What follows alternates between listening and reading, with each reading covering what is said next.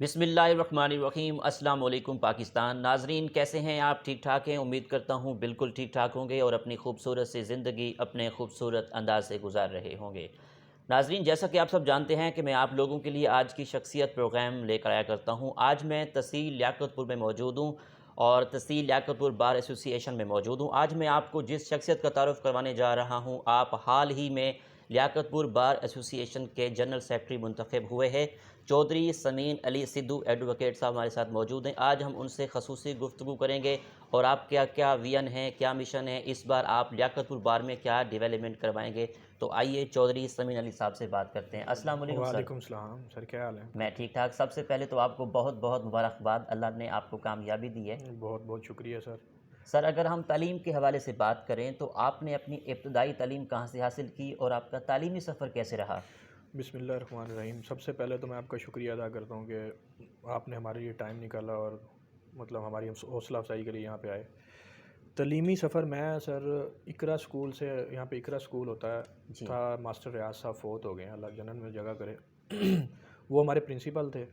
उसके बाद सैयद स्कूल में 8वीं तक मैं इकरा स्कूल में, उसके बाद 10वीं तक सैयद स्कूल से। ठीक। उसके बाद मैंने पंजाब ग्रुप ऑफ कॉलेज से एफएससी की। फिर मैंने वहाँ पे मेरिट मेडिकल में प्री इंजीनियरिंग था, सॉरी, जी। प्री इंजीनियरिंग में मेरिट ठीक। ना बनने की वजह से मैंने सिंपल बीए किया। और फिर इस्लामिया यूनिवर्सिटी से मैंने एलएलबी किया। ठीक। मेरा जो सेशन था वो 2006 से लेकर 2009, 2010 में फिर मैंने अपनी प्रैक्टिस शुरू की। ठीक। जी। अच्छा सर, ये वकील बनने का शौक़ कैसे पैदा हुआ? आपके घर वालों ने कहा या आपको शौक़ था कि मैंने वकील बनना है? इसमें ये है कि मेरे वालिद साहब चौधरी रियासत अली सिद्धू साहब, वो भी जी। बाय प्रोफेशन वकील हैं। जी। तो ये मेरा एक विरसे में कह लें कि मुझे वो चीज़ मिली है। ठीक। तो मेरा ख़ुद भी अपना भी एक पैशन था कि भी माशरे में और सोसाइटी में क्रीम ऑफ द सोसाइटी, जी। क्योंकि हमारे पेशे लार्ज का प्रोफेशन है। जी। तो मेरे अपना भी एक जुनून था, और फिर वालिद साहब की पर्सनैलिटी को और उन्हें फॉलो करते करते फिर मैं भी इस साइड पे मेरा रुझान आया। ठीक। एक अच्छे वकील में क्या खसूसियत होनी चाहिए, आप कैसे देखते हैं? एक अच्छे वकील को सबसे पहले तो वो लॉयल हो अपने वर्क के साथ। जी। दूसरा, वो पंक्चुअल हो और रेगुलर हो, और जो भी केस वो ले उसमें वो प्रॉपर मेहनत करे। क्लाइंट्स के साथ ज़्यादा फ्री ना हो, उनके साथ सफ़र ना करे, कोई खाना या कोई ऐसी एक्टिविटी में मुलव्वस ना हो। वकालत एक ऐसा प्रोफेशन है, इतनी हार्ड जॉब है कि अगर आप प्योर प्रोफेशनल वकील जब बन जाते हैं ना जी, तो फिर मेरे ख़्याल में मैंने जो असेस किया जी। कि अपनी फैमिली तक टाइम नहीं बचता। क्योंकि और लोग हमें अपने हकूक़ दे के जाते हैं, हम उनके हकूक़ के मुहाफ़िज़ हैं। वो अपना काम, अपना बोझ हमें डिलीवर कर जाते हैं, उसके बदले हम अपनी फ़ीस लेते हैं। ठीक। लेकिन वो जब हमें ज़िम्मेदारी दे के जाते हैं, फिर अगली ज़िम्मेदारी हमारी होती है कि हमने कितनी हार्ड वर्किंग से और कितनी लॉयल्टी से उनका काम करना है। तो अच्छे वकील की ये ख़ासियत होनी चाहिए कि वेल प्रिपेयर्ड हो, जब भी केस जी। अपना आर्ग्यू करने जाए इन फ्रंट ऑफ एनी जज, मजिस्ट्रेट एज जी। Well as justice. तो उसमें उसमें ये ख़ासियत मौजूद हो कि वो सेटिस्फाई कर सके कोर्ट को ठीक। By delivering his argue as well as जी। By the satisfaction of court, if any law is necessary, वो उसे वहाँ प्रोवाइड करे। कोई भी मौजूदा करंट सिचुएशन के मुताबिक कोई भी नया चेंजिंग आ गई है या अमेंडमेंट आ गई है या कोई केस ला ऐसा आ जाता है, तो वो उसके नॉलेज में हो। तो ठीक। उसके लिए जो है वो मेहनत दरकार है, आपकी स्टडी होना दरकार है। बेसिक लॉ से बिल्कुल वकील को आगाह होना चाहिए। कोई भी अगर फील्ड है जिसमें अगर आप क्रिमिनल में हैं तो सीआरपीसी, जी। क्यूएसओ एज वेल एज पीपीसी आपको आगाही होनी चाहिए। अगर सिविल में है तो सीपीसी, और जितने भी सिविल प्रोसीजर्स के साथ रिलेटेड चीज़ें हैं वो आपको, जिस तरह रजिस्ट्रेशन एक्ट है जी। या लिमिटेशन एक्ट है या स्पेसिफिक रिलीफ एक्ट है, जितनी भी चीज़ें हैं ये आपको अजबर होनी चाहिए। सही। बाकी जो फर्दर जो हर, क्योंकि एवरी केस हैज़ इज़ जी। Different facts, hmm. तो वो हालात के साथ केस बदलते हैं, उनकी नोयत अलग-अलग होती है, फिर उस पे कोर्ट्स के डिसीजन अलग-अलग आते हैं।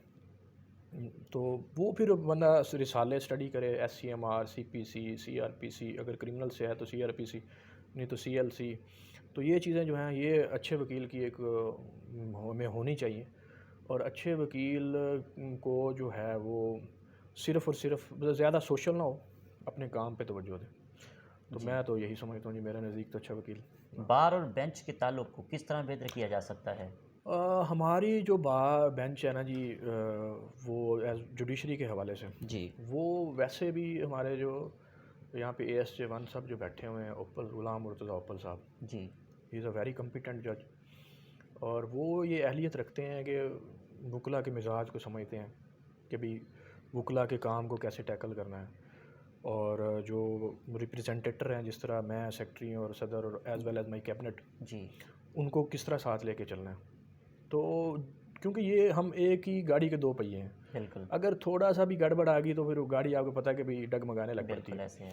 लेकिन अल्लाह की मेहरबानी से और हमारी, क्योंकि मैं तो यही कहूँगा कि इन्ना माला माल बिलनियात, हमारी नीयत साफ़ थी। मैं तो यही समझ रहा हूँ किसी इदारे में और इस एज़ वेल एज़ जुडिशरी, हमारे जितने भी हमारे दिमाग के बंदे हैं वही हैं, और वो वकला के लिए बड़े पेश हैं, और हमें कोई परेशानी नहीं आ रही, और इंशाल्लाह, और वी आर आल्सो कोऑपरेटिव। हमारी टीम जो है बड़ी यंग है, हमारे जी सदर एज़ वेल एज़ माई, इवन के लाइब्रेरी सेक्रेटरी तक हम लोग जो हैं कोऑपरेटिव हैं एक दूसरे के जी साथ। और बार और बेंच का जो तल्लुक़ बनाना होता है ना, जी वो दोनों को एक दूसरे की मान के चलना पड़ता है। उसमें सबमिसिवनेस, अगर कहीं काम उलझ रहा है किसी साइड से, तो एक बंदे को सेक्रीफाइस करना पड़ेगा। और अगर किसी वकील का काम है जी तो उसमें हमारे कहने से पहले ही वो समझते हैं इस बात को कि भाई ये वकील का काम है, इसे प्रायोरिटी देनी है, और वो होता भी है। तो हमारा जो मंशूर यही है, जो मेरा ख़ास तौर पे मंशूर था, कि एक तो जितने भी यंग लॉयर्स हैं जी उन्हें शाना बशाना लेके चलना, ठीक और उनमें ये मतलब ऐसी ख़ासियत पैदा करना कि यार attach your self with study, जी नॉट अदर एक्टिविटीज़। ठीक तो उसके लिए एक रुझान मेरा एक है कि भी उन्हें मैं पैदा करूं कि भी लेक्चर हुआ करें। और दूसरा एक no compromise with the respect of elders, जितने भी सीनियर्स हैं उनकी रिस्पेक्ट में कोई कंप्रोमाइज़, जो मैं अपने मैनिफेस्टो आपको बयान कर रहा हूँ। जी तो और चैम्बर्स का एक हमारा था कि भी जो चैम्बरलेस वकला है ना उन्हें चैम्बर मिले, उसके लिए हम जी कोशा भी हैं, जी और हमारी मतलब काम भी चल रहा है उस पर। तो आप ये डेवलपमेंट लेकर जी आएंगे। इंशाल्लाह। मैं और मेरा सदर जो जी ऑलरेडी पहले सेक्रेटरी भी रह चुके हैं 2019 में, जी अहमद खान साहब, जी वो भी बड़े हार्ड वर्कर और पोटेंशियल वाले आदमी हैं। तो इस बारे में हमारी पहली मीटिंग में भी, सेशन जैसे यही बात हुई, और अभी भी उनसे फ़ोनिकली जी भी यही बात चल रही है कि हमें जो ना हमारा फ़र्स्ट प्रायोरिटी जो हमारा चैम्बरलेस जो वकला है ना, यंग जी जो रेगुलर प्रैक्टिशनर हैं, उनके जी लिए बड़े मसाइल हैं। अपना बंदे का चैम्बर होना जी, वो खुल के काम करता है, बिकॉज़ ये कॉन्फिडेंशियल प्रोसीडिंग्स हैं, फ़ीस लेना, क्लाइंट को अच्छी जगह पे बिठाना, उसे डील करना, तो ये हमारी फ़र्स्ट प्रायोरिटी है। बाकी जो हैं मामलात, जी जो वकला के कोई छोटे मोटे मामलात आ जाते हैं, तो उसमें हम वैसे भी पेश हैं, और इंशाल्लाह अपनी पूरी एनर्जी के साथ किसी डिपार्ट में या किसी भी जगह पे हम वकला की इज़्ज़त को मुकद्दम रखते हैं, और इंशाल्लाह रखेंगे। और काले कोड की इज़्ज़त हमारे लिए जो सबसे पहले है। माशाल्लाह लियाकतुल बार के वकला ने आपको जनरल सेक्रेटरी मुंतखब किया है, तो आप किन अल्फाज में उन वकला हजरात का शुक्रिया अदा करना चाहेंगे। हाँ देखें जी, वो अल्फाज तो मैं नहीं ला सकता, क्योंकि मैं तो उनका न्याज़मंद हूँ जिनकी वजह से हमें इज़्ज़त मिली है। जो मेरे सीनियर्स हैं, मैं अगर उनका एक एक का नाम गिनवाऊँ तो वो काफ़ी लंबा हो जाएगा, लेकिन जी जितने भी सीनियर्स हैं उन्होंने मेरे साथ बड़ा ताउन किया। और ये जो ग्रुप है वकला इत्तेहाद, इनके जितने भी मेंबर्स हैं और जितने भी लीडर्स हैं उन्होंने, और जितने भी यंग वकला हैं, मेरी 112 की लीड है। जी तो 112 की जब लीड ज़बरदस्त। होती है ना जी, तो जी वो फिर अल्लाह ताला का खुसूसी करम भी शामिल है। सबसे पहले तो अल्लाह की ज़ात हर चीज़ में शामिल है। बिल्कुल अल्लाह ताला खुद वसाइल पैदा करता है, वसीले बनाता है, और फिर आपको जितवाने के तरीके भी, और अगर बिल्कुल किसी को हरवाना है तो उसका भी। और फिर ये भी आपको पता है कि जी कि अल्लाह ताला किसी को अगर जितवाना चाहे तो दुनिया बेशक जितनी भी खिलाफ हो जाए तो अल्लाह ताला इज़्ज़त देता है। ठीक लेकिन मेरे साथ अल्लाह ताला ने ना शुरू से ही उन अल्लाह की मदद शामिल हाल। माशाल्लाह। तो बाकी सबसे बड़ी अल्लाह ताला की ज़ात के बाद जो दोस्तों की मेहरबानी, उन्होंने बड़ा मेरे साथ ताउन किया, मेरे साथ दिन दिन रात वर्क करवाया, और मेरी कंपेन बड़ी अच्छी थी। तो इसी वजह से अल्लाह पाक ने, मैं उनके लिए अल्फाज अगर कुछ कहूँगा ना कि मैं उनका बड़ा मशकूर हूँ, या वो मतलब उनका, तो ये मैं समझता हूँ कि उनके छोटे अल्फाज हैं, क्योंकि वो इससे भी ज़्यादा इज़्ज़त के काबिल हैं। और एक बात मैं जो कहना चाहता हूँ जी वो ये है कि गिव एंड टेक वाला काम होता है। हम्म, ये जो लसानी तसव्वुब और ये लैंग्विस्टिक बेस की बातें होती हैं ना जी, जी देखिए मैं, हमारा पैनल जो है ना उसमें कुछ इस तरह की बातें भी थी कि यार ये वो, तो सही मैं ये आपके ये इंटरव्यू के तवसत से जी लोगों में पैगाम पहुंचाना जी चाहता हूँ कि यार कोई लैंग्विस्टिक नहीं होती। सही अगर आप खुद अच्छे हो ना तो मैं नहीं समझता कि आपको कोई नापसंद करे। अगर आपके रवैये अच्छे नहीं हैं, आप किसी को मिलनसार नहीं हो, तो फिर आपकी वो ज़ुबानें भी जितनी भी अच्छी हों तो वो आपको कोई काम फ़ायदा नहीं दे सकती। तो मेरा जीतना आप लोगों के सामने मिसाल है। कोई ऐसी बात नहीं है, मेरे सारे भाई हैं। मेरे लिए मेरी जो लिंग्विस्टिक के लोग थे उनसे ज़्यादा इन दूसरी लोगों ने ज़ोर लगाया, और हम भी शुरू से हमारा भी यही रूटीन है कि जो भी ऐसा हमने कभी सोचा भी नहीं है। तो मेरा पैगाम ये है कि भई इस तरह की जो नैरो माइंडेड थिंकिंग है उसे छोड़ें।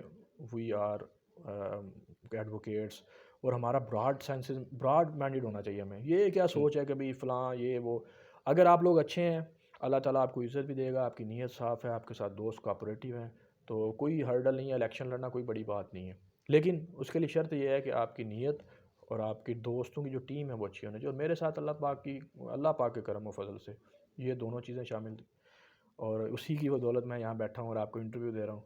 और ये भी एज़ाज़ की बात है जी, अल्लाह ताला जब किसी को इज़्ज़त देता है तो उससे फिर वो ज़रूरियात मंसूब कर देता है। बिल्कुल। तो अब हमारी रिस्पॉन्सिबिलिटी ये है कि हमने उन ज़रूरियात को निभाना कैसे है। तो इंशाअल्लाह ताला इन फ्यूचर अच्छा काम करेंगे, ताकि लोग ये ना कहेंगे यार ये नुमाइंदे अच्छे नहीं थे। आप कौन से केस हैंडल करते हैं, सिविल या फौजदारी? देखिए जी, मैं जो क्रिमिनल और सिविल दोनों की प्रैक्टिस जो है हम्म। उसमें क्रीम असल जो बेसिक लॉ है ना जी, वो है सिविल लॉ, जी। जिसमें आप को लचक नहीं मिल सकती। यानी कि अगर लॉ सही सिमत पे चल रहा है और केस लॉज और ये वो और शहादत, तो उसमें आपको किसी किस्म की लचक नहीं है, मतलब रिलीफ सेंस में नहीं मिल सकता। उसी को मिलेगा जिसका केस बिल्कुल प्रॉपरली सेट है। लेकिन क्रिमिनल में डिस्क्रिशनरी रिलीफ है, यानी कि बेल अगर नहीं होने वाली तो जज की मर्ज़ी है जी, वो ले ले, ठीक। डिस्क्रिशन इस्तेमाल कर सकता है। लेकिन सिविल में ऐसा नहीं है। अगर आपका सूट नहीं बन रहा तो जज के पास ये इख्तियारात नहीं है कि वो उसे डिग्री कर दे। तो वो इसी वजह से मेन जो चीज़ लॉ वाले जो लॉ है वो सिविल लॉ है, और क्रिमिनल लॉ जो क्विक रिलीफ है, और वो मतलब मैं नहीं समझता कि सिविल से ज़्यादा टफ है। लेकिन मैं दोनों को हैंडल करता हूँ। तो अल्लाह पाक का करम है, शुक्र है अल्लाह का, काम भी ठीक है, प्रेजेंस भी ठीक है। और सबसे बड़ी बात जो आपने पहले पूछा था सवाल के वकला के लिए, वो ईमानदारी से, उसमें ये ना हो कि वो अपने काम में डंडी मारे। बस ये है कि आप स्टडी करें, वो सिविल में हो, वो क्रिमिनल में हो, जो भी आपकी प्रैक्टिस है उसे ईमानदारी से करें। ठीक। हमारे यहाँ मुतफर्रिक काम चलता है, मतलब सिविल और क्रिमिनल दोनों में ही चलता है। किसी के पास काम सिविल का आ गया तो उसने वो भी पकड़ लिया क्रिमिनल का। ये नहीं है कि कोई इनकार करे कि भाई मैं स्पेसिफाई जो हूँ क्रिमिनल के लिए हूँ, मैं सिविल नहीं कर सकता। ठीक। मतलब वो रिस्क की अटैचमेंट है ना जी, बिल्कुल। तो उस वजह से फिर civil as well as criminal दोनों ही। सर, अगर लियाकतपुर की बात करूं तो लियाकतपुर को ज़िला बनवाने के लिए वकला बरादरी क्या किरदार अदा कर रही है, कुछ सोचा है? देखें जी, सबसे पहली जो रैली निकली थी जी। ज़िला बनाओ तहरीक में, उसमें उस टाइम के सदर और सेक्रेटरी भी पेश थे। जी। तो वकला का तो मैं ज़िला में नहीं, मैं तो ये समझ रहा हूँ कि पाकिस्तान बनाने में भी वकला ही थे जिन्होंने जी। पाकिस्तान बनाया। हम्म। तो वकला का तो हर जगह पे अहम रोल रहा है। लेकिन यूनिटी मेक अस स्ट्रेंथ, मतलब वो यूनिटी जो है वो होनी चाहिए। सिर्फ वकला नहीं, सारी बरादरियों को, हर बंदों को निकलना पड़ेगा, क्योंकि ये सिर्फ एक बंदे की ज़रूरत नहीं है। अगर ज़िला बनेगा तो उसमें मौक़े ज़्यादा आएंगे। यहाँ पे मतलब डीसी यहाँ पे आके बैठेगा, हर मतलब जो सहूलत हमें 100 किलोमीटर यहाँ जी। से प्रीमियर खान जाना पड़ता है, 100 किलोमीटर बहावलपुर जाना पड़ता बिल्कुल। है, तो वो हमें यहाँ पे मिल जाएगी।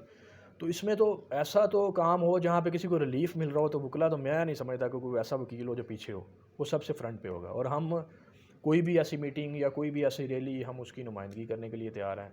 हर जगह पे जाके आवाज़ उठाएंगे इंशाल्लाह। तो ज़िला तो हमें तो बहुत ज़्यादा ज़रूरत है, बहुत ज़्यादा ज़रूरत है उसके अच्छा, लिए हर जी। आपकी हॉबीज़ के हवाले से बात करूं तो आपकी हॉबीज़ क्या क्या हैं? देखिए जी, मेरी आज हॉबीज़ ये देख लें कि मैं पहले क्रिकेट खेलता था, क्रिकेट का बड़ा शायक हूँ, और मेरा ठीक। अच्छी गेम की है क्रिकेट की। लेकिन वो वक्त के साथ साथ ना हॉबी मतलब छोड़नी पड़ती है, अपनी ज़िंदगी को बिल्कुल। छोड़ के, हम्म। अपनी ख्वाहिशात को छोड़ के दूसरों के लिए जीना पड़ता है। बिल्कुल। और फिर ख़ास तौर पर उस वक्त जब आप लोगों ने चुन लिया हो, ज़िम्मेदारी अल्लाह ताला तक की तरफ से आपको ज़िम्मेदारी दे दी गई हो, तो आजकल तो मेरी ज़िम्मेदारी यही है कि वकला के लिए अच्छे काम करना। उनका कोई काम है तो उनके साथ जाना, उनका काम करवाना। और दूसरी है कि रात को जाके स्टडी करना, कोई भी केस ला है, कोई मतलब केस है मेरे पास, उसमें मैं कोशिश करता हूँ कि मैं जब अपेयर हूँ तो उस मेरे पास उसके रिलेटेड साइटेशन मौजूद हो। बस बिल्कुल। यही मेरी हॉबी है, और इतना टाइम तो होता नहीं है सर कि बंदा मतलब इंजॉय कर ले। वकुला की लाइफ जो है ना वो स्ट्रगल से और मतलब मसरूफियत से भरी होती है। अदब से किस हद तक लगा हुआ है, किताबें केस से हटकर पढ़ते हैं? सर अदब से ये है कि मुझे शायरी पसंद है, ठीक। जिसमें ख़ास इल्लामा इकबाल का तो ऐसा नाम है जो मैं नहीं समझता कि उन्हें कोई कम्पीट कर सकता हो। बिल्कुल। लेकिन मुझे मिर्ज़ा गालिब से बड़ा लगा हुआ है, मीर तकी मीर से बड़ा लगा हुआ है। तो मिर्ज़ा गालिब का बल्कि उनका एक शेर भी है, वो जी। मैं आपको सुना देता हूँ। जी। वो मिर्ज़ा गालिब का है जी, मैंने एक डॉक्यूमेंट्री उन पे देखी है। जी। उस टाइम बहादुर शाह सफ़र का दौर था, तो जी। उनके ना एक वो वज़ीर, सही। उस टाइम ना वो उस तरह उठा के जाते थे ना, दरमियान में बंदा बैठता था और पीछे से दो बंदे पीछे से पकड़ते थे, दो बंदे आगे से उठा जी। के लेके जाते थे। ठीक। तो मिर्ज़ा गालिब साहब गुजर रहे थे, उन्होंने कहा जी बना है शाह का मुसाहिब फिर है इतराता। हम्म। उन्होंने समझा कि शायद मुझे फ़िक्रा कसा है ना, हम्म। तो उन्होंने बादशाह को जाके शिकायत कर दी। उन्होंने कहा जी मिर्ज़ा गालिब मुझ पर फ़िक्रे कसता है। तो उन्होंने कहा जी बुलाएं जी मिर्ज़ा गालिब को। वो आ गए।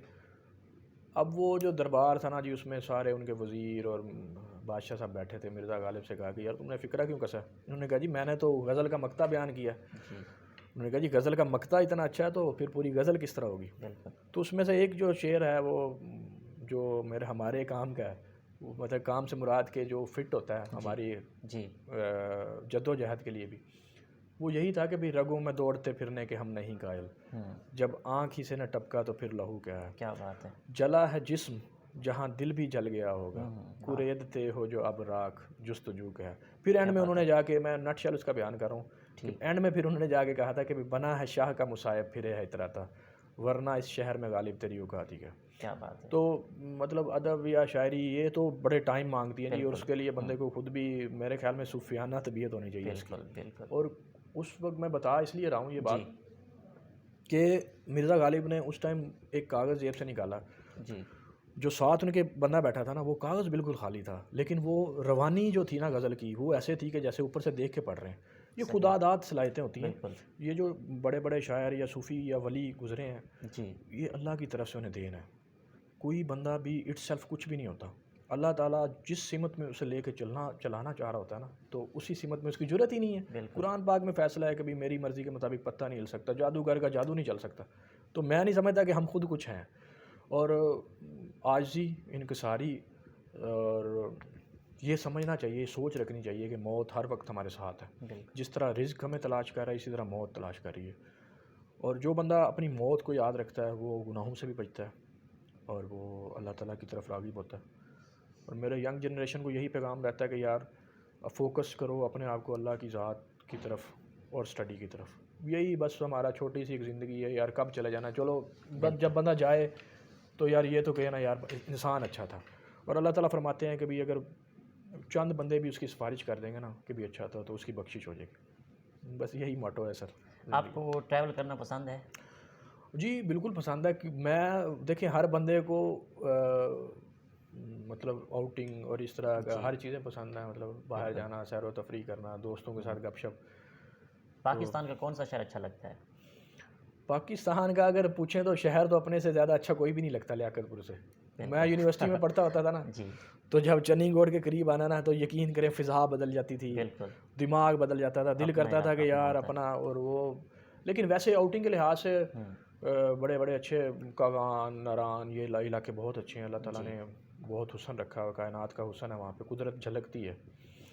तो दोस्तों के साथ एक और बात ये भी है कि अगर अच्छे जी। दोस्त हों तो दोस्तों के साथ मेरे ख्याल में हर इलाका ही अच्छा है, बिल्कुल। लेकिन आपके माइंड सेट के दोस्त हों बिल्कुल।